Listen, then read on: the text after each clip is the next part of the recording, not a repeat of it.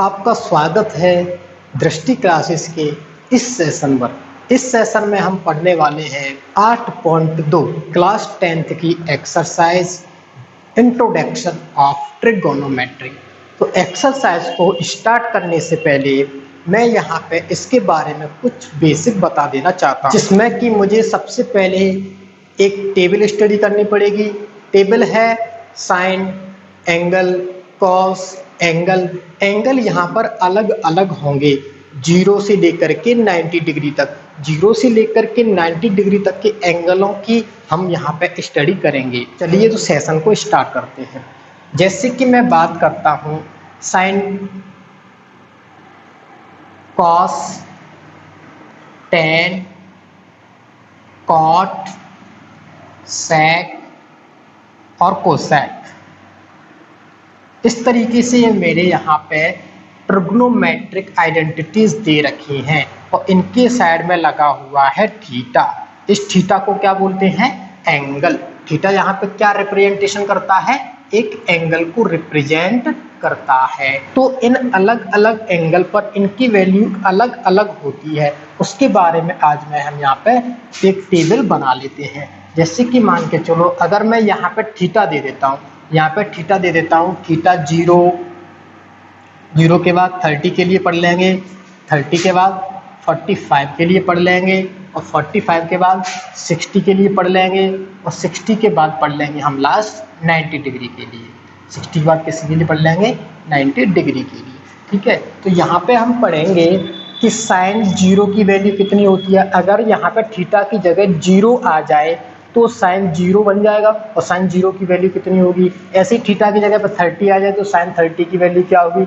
ऐसी 45 आ जाए तो 45 की वैल्यू क्या होगी। इसी तरीके से सारी ट्रिग्नोमेट्रिक आइडेंटिटीज को हम यहाँ पे स्टार्ट करने वाले हैं। तो ये टेबल हमें याद होनी चाहिए 8.2 को अच्छी तरीके से करने के लिए। और याद करने का तरीका मैं यहाँ को एक ट्रिक से बताने वाला हूँ। उस ट्रिक को आपको याद रखना है। बस उसी से हम सारे ट्रिग्नोमेट्रिक रेशियोज आसानी से याद कर सकते हैं। ठीक है, तो जैसे कि मैं यहाँ पर साइन 0 की बात करता हूँ। किसकी बात करता हूँ? साइन 0 की बात करता हूँ। इसको मैं एक एग्जाम्पल से लेकर के चलता हूँ। मान के चलो कोई एक गरीब बच्चा है, ठीक है, जो कि भीख मांगता है। उसने क्या किया, सुबह जगा और उसने भीख मांगना अभी चालू नहीं किया। वो भीख मांगने जाने ही वाला है। तो भीख मांगने से पहले उसके पास ना तो वो किसी के घर गया है और ना ही उसने किसी से पैसे मांगे हैं। तो जब किसी के घर नहीं गया तो उसका मतलब क्या है? 0। किसी के घर नहीं गया है और उसने किसी से पैसे भी नहीं मांगे हैं। तो यहाँ पर साइन 0 की वैल्यू, यानी कि ना तो वो किसी के घर गया है और ना उसने किसी से पैसे मांगे, तो यहाँ पे वैल्यू कितनी आ जाएगी? 0 आ जाएगी।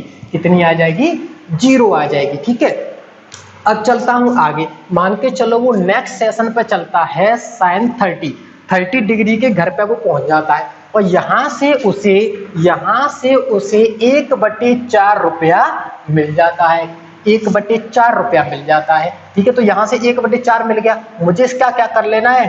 अंडर रूट ले लेना है। तो 1/4 का जब अंडर रूट लेंगे तो कितना आ जाएगा? 1/2 आ जाएगा। ठीक है, अब क्या हुआ, वो इसके बाद अब फिर पहुंच जाता है 45 डिग्री के घर में।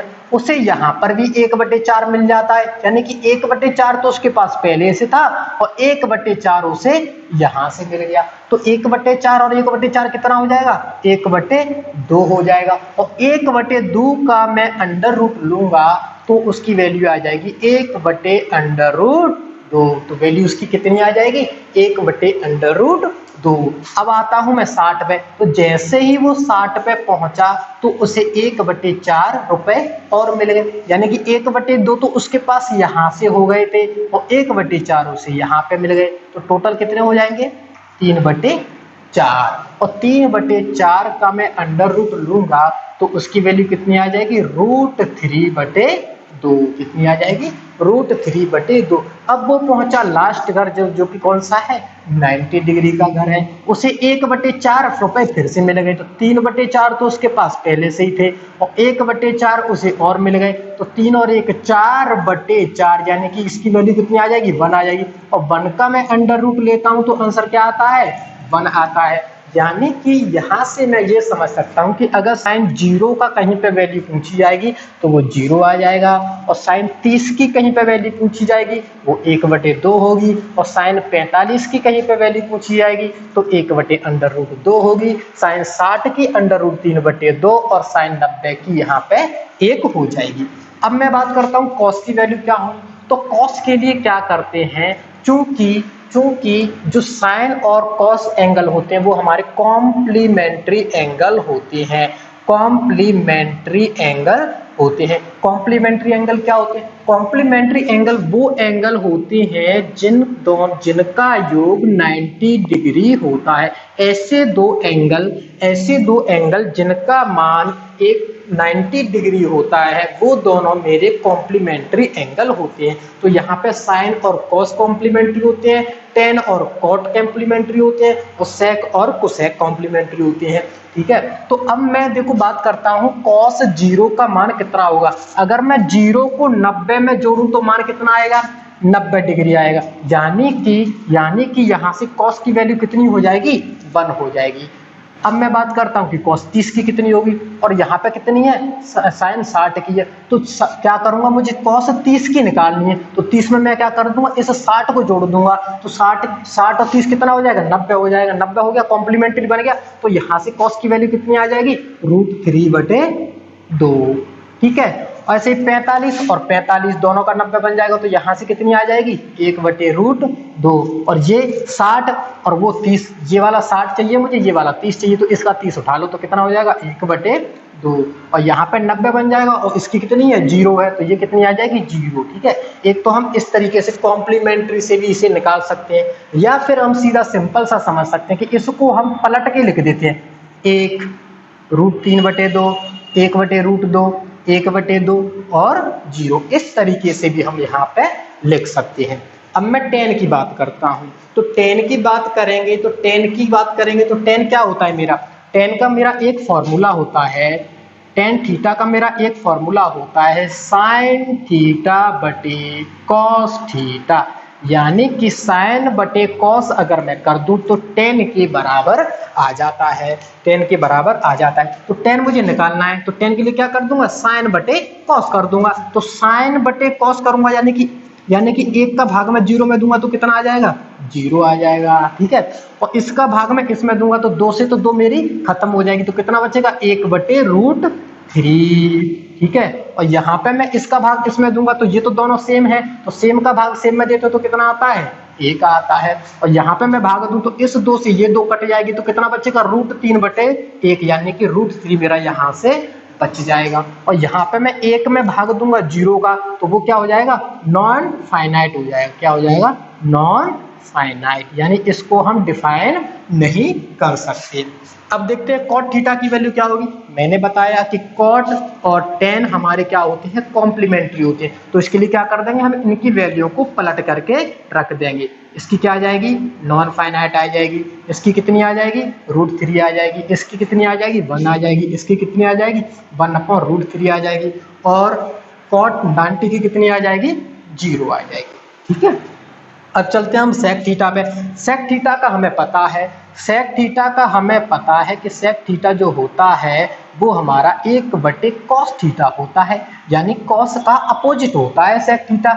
ठीक है, और कोसेक थीटा क्या होता है, कोसेक थीटा हमारा साइन का अपोजिट होता है, कोसेक थीटा हमारा क्या होता है साइन का अपोजिट होता है, और टेन थीटा क्या होता है टेन थीटा हमारा होता है कॉट का अपोजिट। ठीक है, यानी कि ये दोनों आपस में अपोजिट होते हैं, ये दोनों आपस में अपोजिट होते हैं, और ये दोनों आपस में अपोजिट होते हैं। ठीक है, तो मुझे सेक थीटा की वैल्यू निकालनी है, तो सेक थीटा के लिए मुझे क्या करना है कॉस को पलट देना है, तो उसको क्या कर देना है पलट देना है। अब 1 है, 1 को मैं पलटूंगा तो 1/1 हो जाएगा, तो इसकी वैल्यू यहाँ पे कितनी आ जाएगी 1 आ जाएगी, और इसको मैं पलटूंगा तो कितना हो जाएगा 2/√3, इसको पलटूंगा तो कितना हो जाएगा √2, इसको पलटूंगा तो कितना हो जाएगा 2 हो जाएगा। और इसको जैसे ही पलटूंगा, इसको जैसे ही पलटूंगा तो ये नीचे पहुंच जाएगी और एक ऊपर आ जाएगी, तो यहाँ पे ये कितना बन जाएगा, नॉन फाइनाइट बन जाएगा। कौन सा बन जाएगा, नॉन फाइनाइट। क्यों, क्योंकि जब 1/0 करते हैं तो इसकी वैल्यू कितनी आ जाती है, इनफाइनाइट आ जाती है। इस वजह से यहाँ पे वैल्यू कितनी हो जाएगी, इनफाइनाइट या नॉन फाइनाइट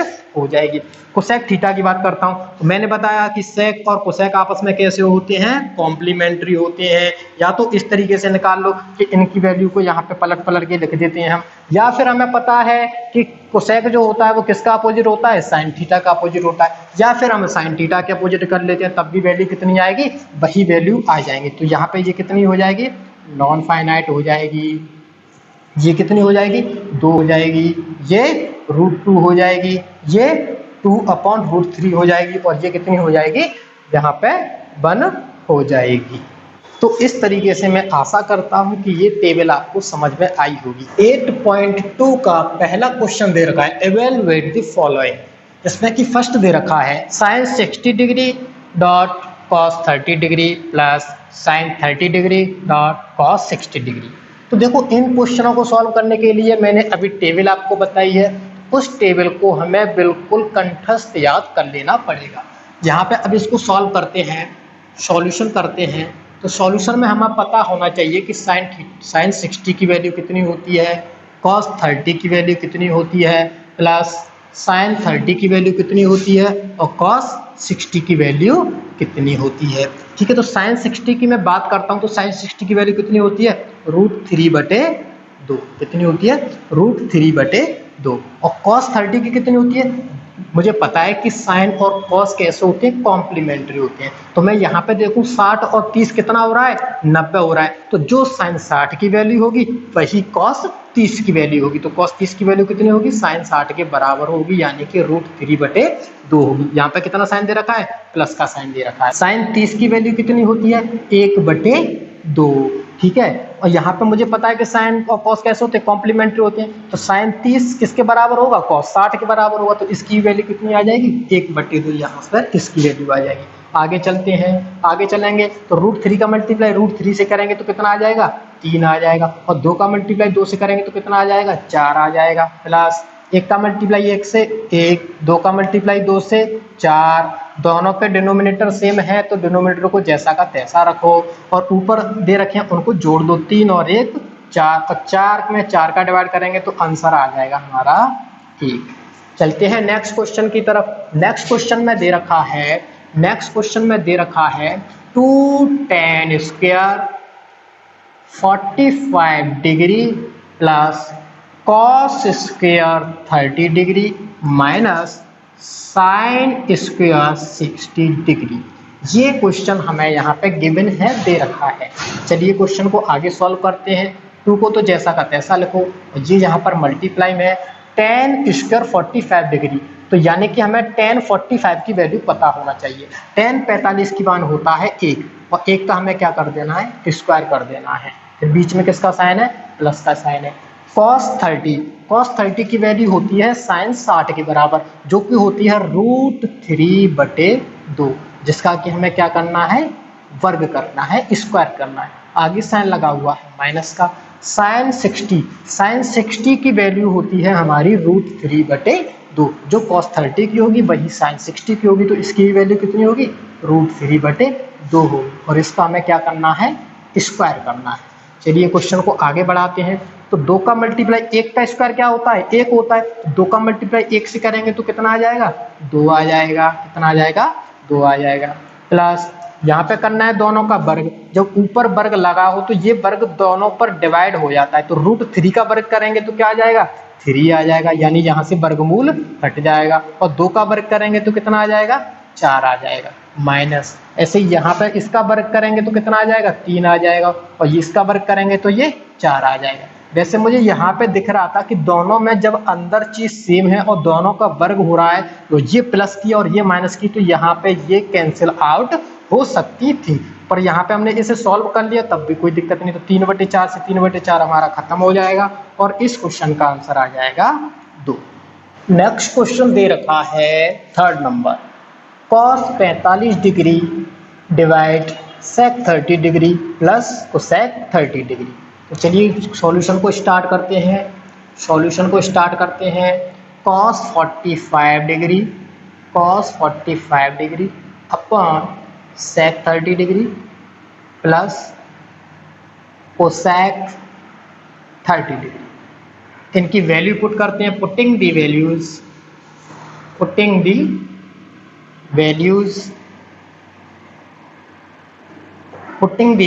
तो वैल्यूज पुट करते हैं। तो cos 45 की वैल्यू क्या होती है, जो sin 45 की होती है, जो कि कितनी होती है 1/√2। फिर किसका साइन है, डिवाइड का साइन है, तो डिवाइड का साइन लगा देते हैं।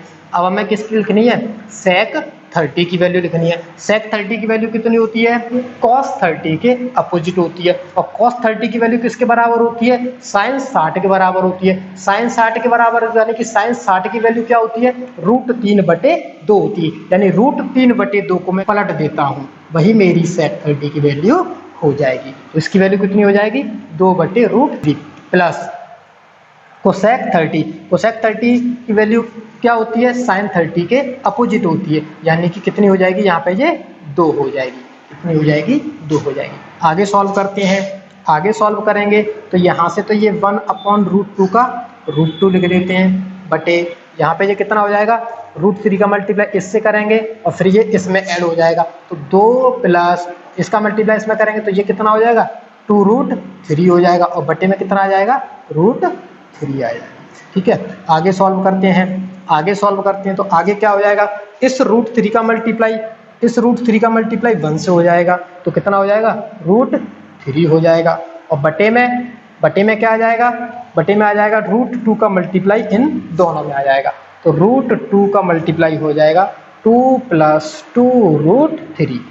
2√3। आगे करते हैं सॉल्व। तो आगे क्या होगा, √3 तो ऊपर ही है, तो √3 को तो जैसा का तैसा लिखो। ठीक है, और यहाँ पे इसे सॉल्व करेंगे तो √2 का मल्टीप्लाई दोनों में अंदर कर देते हैं। तो 2√2 प्लस और इसका √2 का मल्टीप्लाई 2√3 से करेंगे तो कितना हो जाएगा 2, और √2 का मल्टीप्लाई √3 से तो √6। यहाँ पे ये हो जाएगा। अब हम क्या कर देंगे, इनका कर देंगे रेशनलाइजेशन, परमेयीकरण करने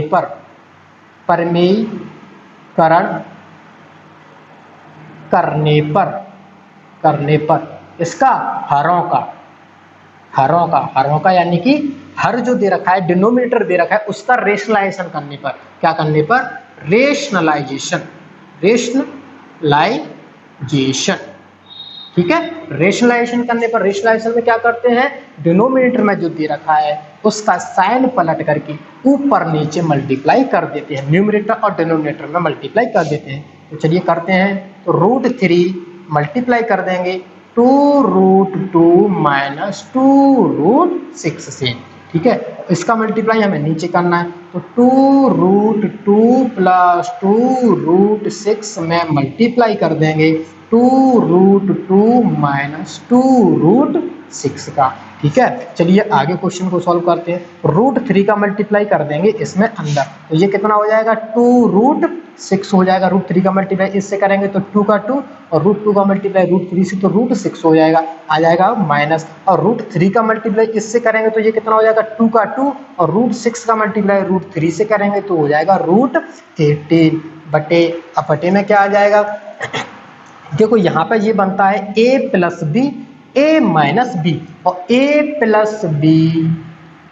+ b हमारा क्या होता है, a² - b²। ठीक है, तो यहाँ से इसको अप्लाई करेंगे तो a² यानी a यहाँ पे क्या है, 2√2 है, तो इसका कर देंगे स्क्वायर। तो 2 का स्क्वायर 4 हो जाएगा, और √2 का स्क्वायर कितना हो जाएगा, 2 हो जाएगा। तो 4 दूनी 8, तो मेरा यहाँ से ये आ जाएगा। और बीच में किसका साइन है, माइनस का साइन है। b यहाँ पे कितना है, 2√6 है, तो इसका भी स्क्वायर कर देंगे। तो 2 का स्क्वायर कितना हो जाएगा, 4, और 6 का स्क्वायर √6 का स्क्वायर करेंगे तो वो 6 आ जाएगा। तो 6 और 4 का मल्टीप्लाई हो जाए तो कितना आ जाएगा, 24। यहाँ से आगे से सॉल्व करेंगे तो 2√6 तो मेरा कितना आ जाएगा, 2√6 आ जाएगा, माइनस का माइनस 2। और देखो यहाँ पे मैं देखता हूँ 18 को, तो 18 मेरा कैसा बना है, 9 × 2 से बना है, और इसमें क्या है, रूट लगा है। तो 9 का तो इसका रूट मुझे पता है कि कितना होता है, 3 होता है। तो 3 यहाँ से क्या हो जाएगा, बाहर आ जाएगा।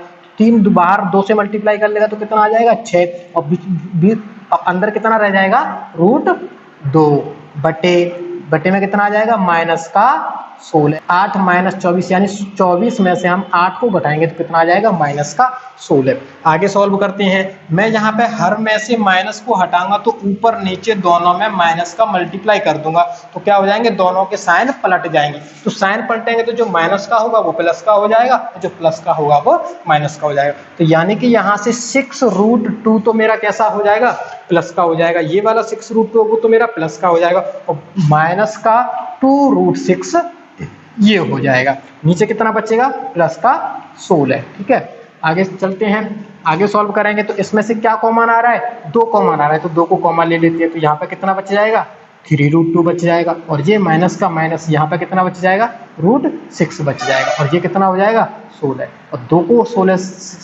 2 से 16 को काटेंगे तो कितनी बार कट जाएगा, 8 बार कट जाएगा। तो आंसर कितना आ जाएगा, 3√2 माइनस √6 अपॉन 8। अगला क्वेश्चन 4 हमें दे रखा है sin 30 प्लस। अगला क्वेश्चन 4 हमें दे रखा है sin 30 plus tan 45 minus cosec 60 upon sec 30 plus cos 60 plus cot 45। चलिए तो सॉल्यूशन स्टार्ट करते हैं। sin 30 की वैल्यू हमें पता है। sin 30 की वैल्यू क्या होती है, 1/2 प्लस tan 45 की वैल्यू कितनी होती है, 1 माइनस कोसेक 60 की वैल्यू कितनी होती है, साइन 60 के अपोजिट यानी कि 2/√3 बटे अपॉन में आ जाइए सेक 30 क्या होता है, cos 30 और cos 30 क्या होता है, साइन 60 यानी साइन 60 को मैं पलट देता हूं तो साइन 60 की वैल्यू कितनी होती है, √3/2 होती है। तो 2/√3 मेरी यहाँ पे साइन 60 की वैल्यू हो जाएगी प्लस cos 60 कितना होता है, साइन 30 के बराबर यानी कि 1/2। cot 45 कितना होता है, प्लस का 1। ठीक है, चलिए आगे सॉल्व करते हैं। तो दोनों तीनों का ले लेते हैं इनका एलसीएम। तो एलसीएम कितना आ जाएगा, 2√3। ठीक है, 2 में 2 का डिवाइड करेंगे तो √3 बचेगा, √3 का मल्टीप्लाई हो जाएगा ऊपर प्लस यहाँ पे 1 है और 1 का डिवाइड इसमें करेंगे तो यही आ जाएगा। ठीक है, तो यहाँ पे क्या आ जाएगा, यही आ जाएगा माइनस का साइन। √3 से डिवाइड करेंगे तो √3 कट जाएगा और 2 का मल्टीप्लाई 2 से कर लेंगे तो कितना आ जाएगा, 4 आ जाएगा अपॉन। इसी तरीके से इसका हम एलसीएम लेंगे तो कितना आएगा, 2√3 आएगा। ठीक है, √3 से √3 खत्म तो 2 दूनी 4 प्लस 2 से 2 खत्म तो कितना आ जाएगा, √3 प्लस 1 का डिवाइड इसमें देंगे तो फिर वही वैल्यू आ जाएगी 2√3। आगे चलते हैं। आगे क्या है, इस 2√3 से ये 2√3 कट जाएगी। √3 और 2√3 कितनी √3 हो जाएंगे, 3√3। कितनी √3 हो जाएंगे, 3√3 और ये क्या हो जाएगा, माइनस का 4 अपॉन यहाँ पे कितना है 4 प्लस 3√3 और 2√3 कितनी हो गई, 3√3। कितनी हो जाएंगी, 3√3 हो जाएंगे। ठीक है, इसको चाहे तो ऐसे लिख लो या फिर हम इसे ऐसे भी लिख सकते हैं, 3√3 माइनस 4 अपॉन 3√3 प्लस 4। हमें इस तरीके से भी इसे लिख सकते हैं। अब हम कर देते हैं हरों का रेशनलाइजेशन। क्या कर देते हैं, हरों का रेशनलाइजेशन।